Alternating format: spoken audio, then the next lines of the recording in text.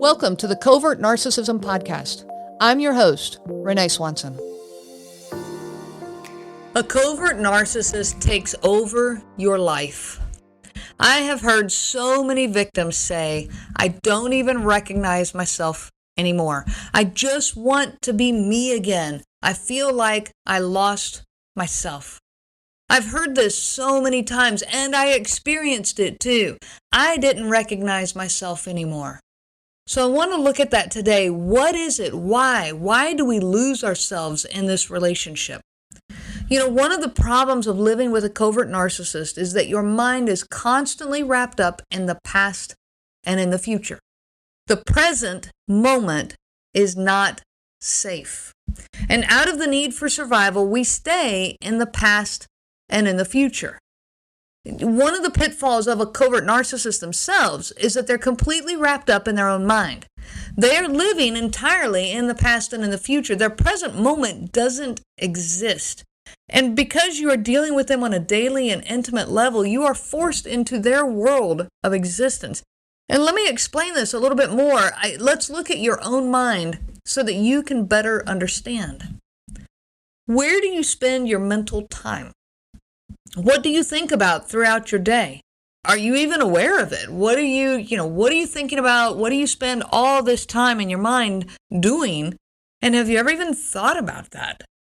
Do you replay the past? That argument that you had this morning or yesterday or a week ago? Things you could have done better. If only I had said this, or if only I had done that. I'll give you an example from my life. This was a big one for me. I would ask our sons to do something, like a normal, everyday something in life. Something like, hey, would you guys clean up those Legos? That's a simple thing. That's a nothing in everybody's life. Well, they would clean it up, but they would do it like kids do it. Kids don't do things like adults do. Okay. They're throwing them towards the bucket and they're missing, so they have to do it again or go scoop them up then. Or they're loading them in their shirts, get their shirts folded and they load them in their shirts and they're hopping across the room, dropping half of them along the way. Or they're stacking the Legos up, putting them into a tower all together so they can bring it as a unit. Whatever. Kids do things differently than adults, but they're getting the job done. Well, of course, this is not to the satisfaction of their covert narcissistic father. And all of a sudden, he gets involved. And as soon as he would get involved in any of these type situations, I knew, oh no, I've set my boys up for it again. And it all goes downhill so fast. Our boys go from happily cleaning up and having fun as they do to tears. Feeling like a failure once again in their dad's eyes. He fusses at them harshly and spends all this time teaching them how to do things the right way. Clearly, they aren't capable of the right way, whatever that's supposed to mean. And if one of them objects to what's going on, saying something like, Dad, we were cleaning up, the verbal abuse only magnifies. Don't talk back to me. You never do things the way you should. Why can't you just clean up? You waste so much time. One thing I've learned about covert narcissists is to them, having fun is a waste of time. They just can't do it. That's spending time by just kind of having fun and enjoying life. It doesn't make sense to them and they just can't do it. And I'm going to do a podcast on that later. I want to explore that one more.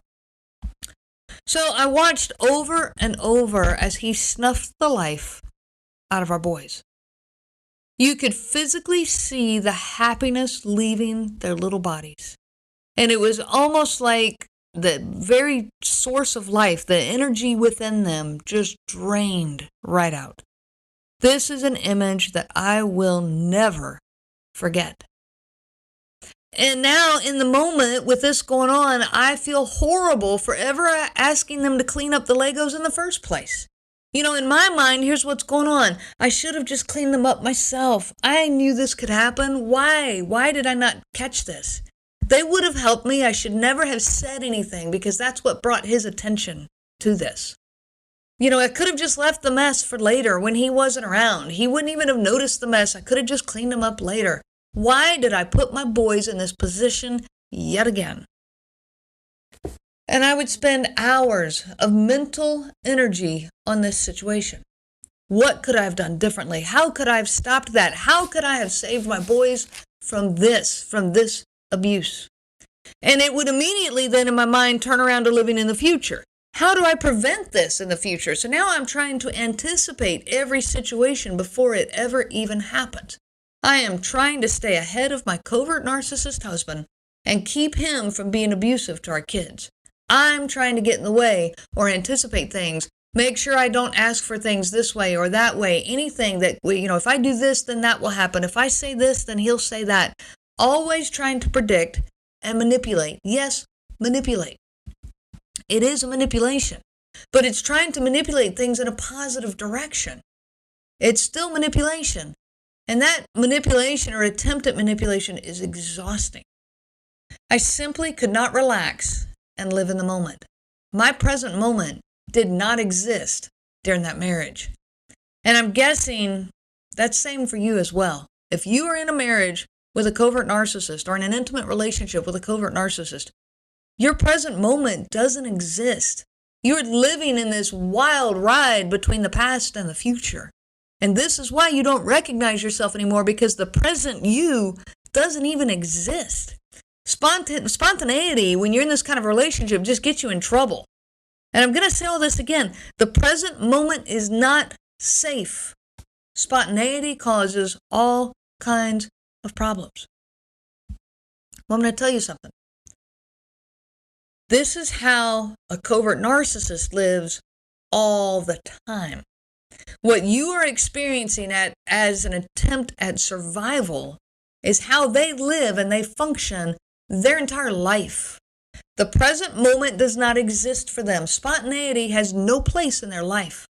They never feel safe. And no matter how hard you try to help them, they are not going to feel safe. They feel like everyone is out to get them. They feel like the world is against them, including you. And so because of this, everything is calculated, controlled, and manipulated. But that manipulation is to their own benefit, no matter who it hurts. They learned years ago in very early development that the present moment was not safe before they were even aware of it. And they have lived their entire lives this way. They learned that people's words could not be taken at face value, that everyone has a hidden agenda and hidden meanings behind their words. They learned that everyone is out to get them in one way or another. So every word that comes out of their mouth is calculated. Everything is a transaction. If I do this, then you do that. Now think about this. You are living this way as a means of survival. This is not your nature. It goes against who you want to be. But what is going on in their head? This is their normal. This is their constant. It is who they are. So one big difference here is you are trying to anticipate what they will do or say. And while you're trying to anticipate things, they are creating expectations of what you will do or say. They're trying to manipulate things to turn them to their advantage, and they don't care who gets hurt along the way. You are trying to manipulate things and turn them in a positive direction so that it's positive for everyone involved, including them. So there is a big difference here. There is manipulation going on. There is living in the past and in the future and all of this going on. But there's a huge difference. They cooked dinner for you one night, and in their eyes, you should be so incredibly grateful, singing their praises at how wonderful they are, because remember, in their mind, everything is done for a calculated purpose. They're cooking dinner for you so that they can win something from you, so they can get your attention. They want you to sing their praises at how wonderful they are and be so eager to hop in bed with them to show your amazing gratitude for their wonderful dinner. Never mind that you have cooked dinner for them 5 times this week and they have shown absolutely no gratitude towards you. But you are cooking that dinner for them to help keep things peaceful, not to gain some selfish desire, some selfish path. Their mind is full of expectations, often extremely unrealistic. And when they don't get these, they become the world's biggest victim. Well, nobody loves me and everybody hates me. Your mind is full of anticipation and worry, and you're trying to find the path of least resistance for you and your children. So yes, it is different, but just for a moment, I want you to see the similarity. While this is driving you insane inside of your own head, you are capable of seeing it. You are capable of realizing that there is a better way to live. You are capable of realizing that you need to drop all of this. You recognize that this is not normal and that this is not healthy, or you wouldn't be here listening to this podcast today. But covert narcissists, they don't see it. They don't realize that another way exists. They don't realize that this is not normal and that it's not healthy. It's all they know, all they see, and they think that everyone else exists this way too. They think that it is normal, so they don't even consider another way. This will never change for them. They will never see it any differently. If you have ever tried talking to a covert narcissist about this, about them living in their mind, about their manipulation of events and experiences, about their expectations of everyone around them, or how they think the whole world is out to get them, or even if you've tried to talk to them about finding the present moment, then I'm sorry that you understand what it's like to be in those conversations. I tried those conversations. And you know what? It's like trying to break through a brick wall with your own hand. You can punch and punch and punch at that wall. Not only do you make absolutely no progress on that brick wall, but you also hurt yourself in the process. So the very first step in taking your life back so that you can recognize yourself once again is the realization that it is not possible to explain this to them, and it is not possible to anticipate everything that will go wrong with this covert narcissist in your life. You cannot do it. No one can. You will drive yourself bonkers trying, but no matter how good you actually might even get at it, it will still never be enough. You are working against all of this that is going on in their own mind. Think about it. You're working against years of their development of this trait of manipulating events and expectations to their own advantage. Their constant manipulation of what they expect reality to be. Their constant expectation of your behavior. Their never-ending displeasure with everyone and everything because no one can live up to their expectations. This is what you're trying to work against. So please quit trying. This is such a huge step that I want to say it one more time. It is not possible to anticipate everything that will go wrong with this covert narcissist in your life, so quit trying. Quit trying to stay one step ahead of them. Quit trying to, wear your mind out. Quit with trying to figure out, if I say it this way, then he can do that, and if I say it that way, he'll understand, or I can do it this way in the future, or I should have done it that way. Quit. Tell your mind to stop. Take your headspace back and make it yours once again. One of the biggest reasons that victims say, I don't even recognize myself anymore, is because they have been playing this game with that covert narcissist for so many years. They spend all this energy anticipating and dancing around the expectations of this abuser in their life. The absolute first step is to stop playing their game. As you stop, you will start experiencing more and more headspace freeing up inside of you.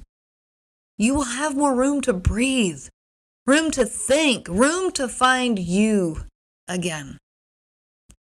There's this concept of mindfulness. I don't know if you know about it or not, and I am going to do an episode soon that is specifically on mindfulness. If you're not familiar with this word and concept, please start doing some research on it. It is such a valuable tool for the healing process after you've been with a covert narcissist.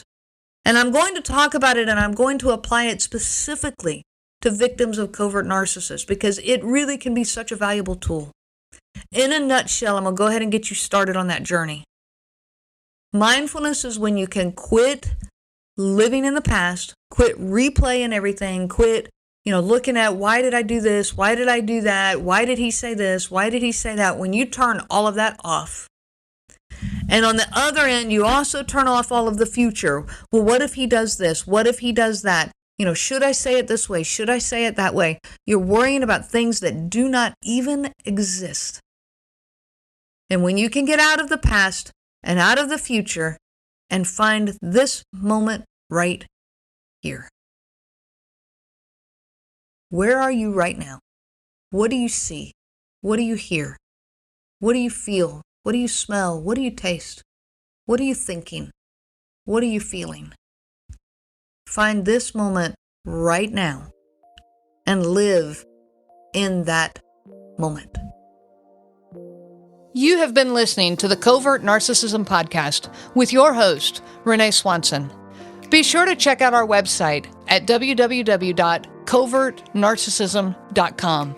There you will find many resources just for you to help you on this journey.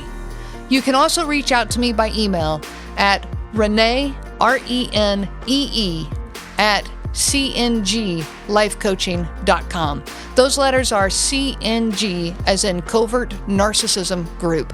I do look forward to hearing from you. I wish you so much peace on your journey of healing. The information provided by Renee Swanson and the Covert Narcissism Podcast is for educational purposes only and is not to be used for diagnosis purposes and not intended to be a substitute for clinical care. Please consult a healthcare provider for guidance specific to your case. This material discusses narcissism in general. It does not claim that any specific person has narcissism and should not be used to refer to any specific person as having narcissism. Permission is not granted to link to or repost this material to support an allegation or a claim that any specific person is a narcissist. That would be an unauthorized misuse of the material and information provided.